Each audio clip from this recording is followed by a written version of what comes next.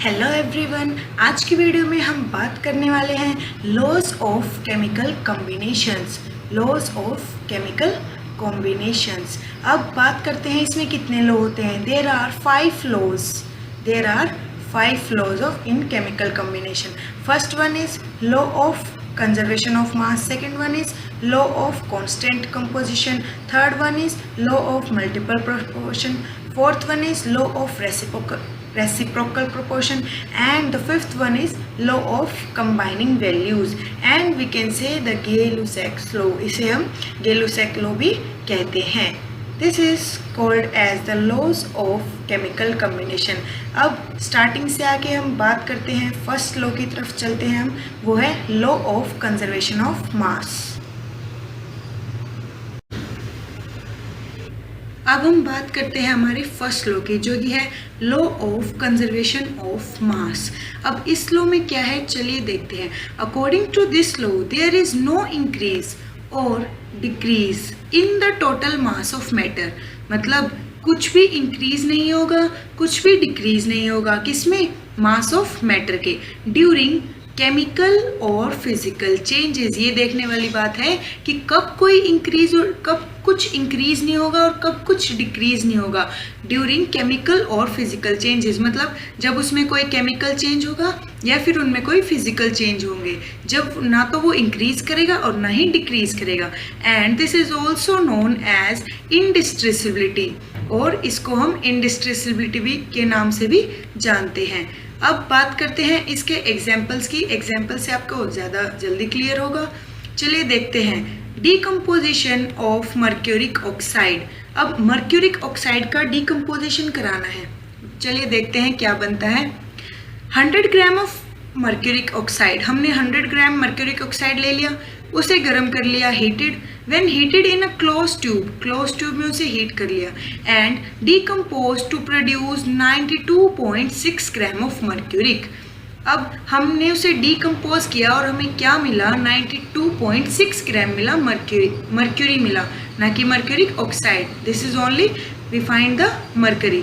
And 7.4 gram of oxygen gas, और हमें 7.4 ग्राम क्या मिली, ऑक्सीजन गैस. अब इसी की हम रिएक्शन देख लेते हैं कैसे बनेगी. Now we have HgO, that is mercuric oxide. हमने लिया 100 ग्राम और यहाँ पे हमें मरकरी मिला 92.6 gram in liquid form, and then oxygen मिला हाफ O2 करके 7.4 ग्राम. अब देखो इधर मर्क्यूरिक, इधर इस वाले हिस्से में हमारे पास मर्क्यूरिक ऑक्साइड क्या था, 100 ग्राम था, और इधर क्या है 92.6 और 7.4. मतलब इनका टोटल करेंगे तो क्या आएगा, अगर इन दोनों का हम टोटल करें तो क्या आएगा हमारे पास 100 ग्राम. सो ना तो कुछ इंक्रीज हुआ और ना ही कुछ डिक्रीज हुआ. इसीलिए इसका पूरा मतलब एक लाइन में कोई पूछे तो हम क्या बोलेंगे, matter is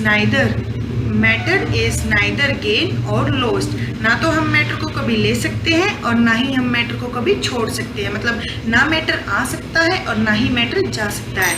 this is all about the conservation. बात करते हैं हमारी सेकेंड लॉ की, जो कि क्या है, लॉ ऑफ कांस्टेंट कंपोजिशन, और हम इसे डेफिनेट प्रोपोर्शन भी बोल सकते हैं, the law of definite proportion. अब देखते हैं इसमें क्या होता है. A chemical compound is always found to made up of the same element combined together in the same fixed property by mass.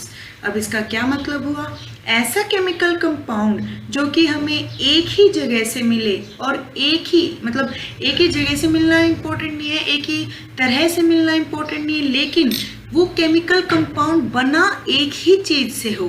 मतलब the same element combined together in the same fixed proportion by mass, और उसका मास भी क्या होना चाहिए, एकदम fixed.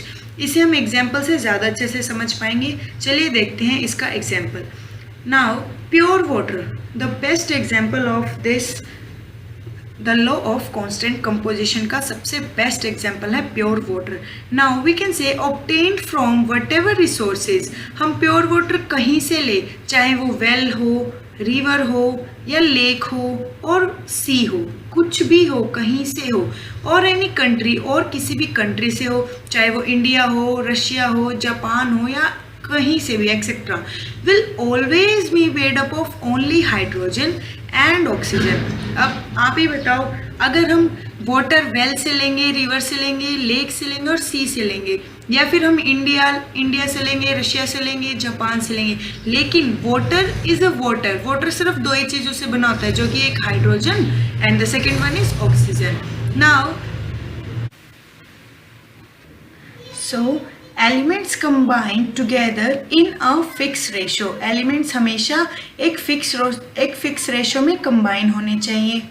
और यहाँ पे वाटर की रेशो क्या होती है 1:8, जो कि हमेशा 1:8 ही रहेगी, कभी भी इंक्रीज और डिक्रीज या कुछ भी नहीं होगा। वाटर हमेशा हाइड्रोजन और ऑक्सीजन की रेशो 1:8 ही रहेगी। अब बात करते हैं थोड़ी रिएक्शंस की। There are 2 reactions in it, like carbon and oxygen gives CO2, that is carbon dioxide, जो कि आप सभी जानते ही हैं, and the second one is CaCO3, that is calcium carbonate, and then it gives calcium oxide and then carbon dioxide when we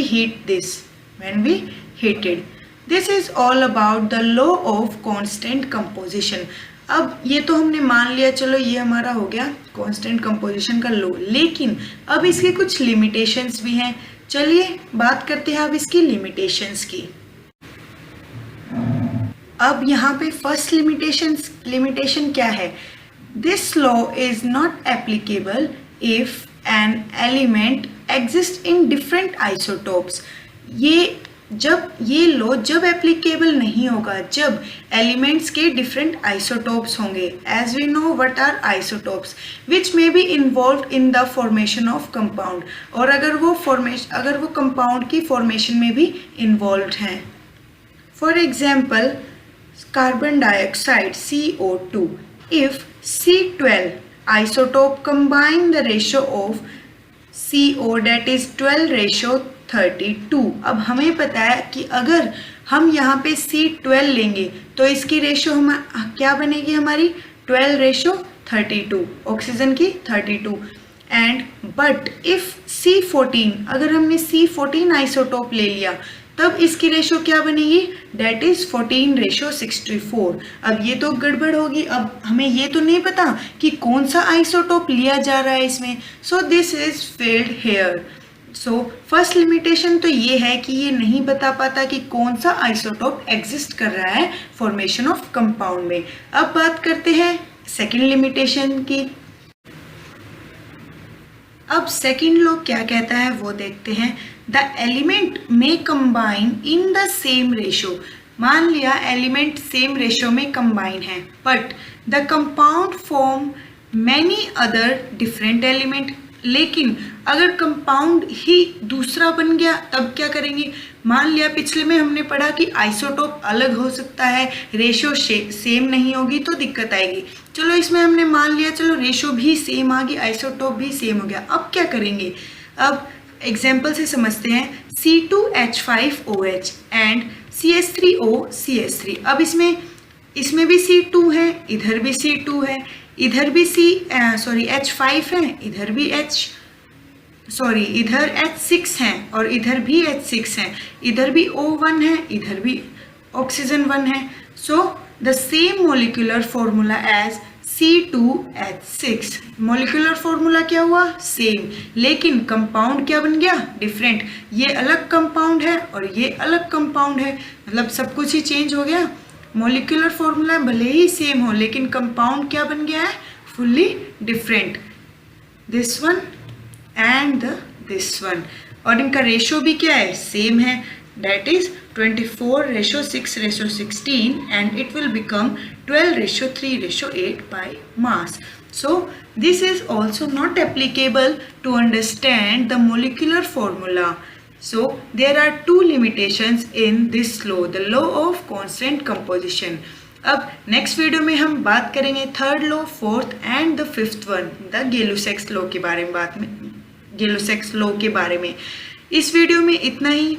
अगर आपको information helpful लगी हो तो please like, share and subscribe करना ना भूलें। Thanks for watching my video.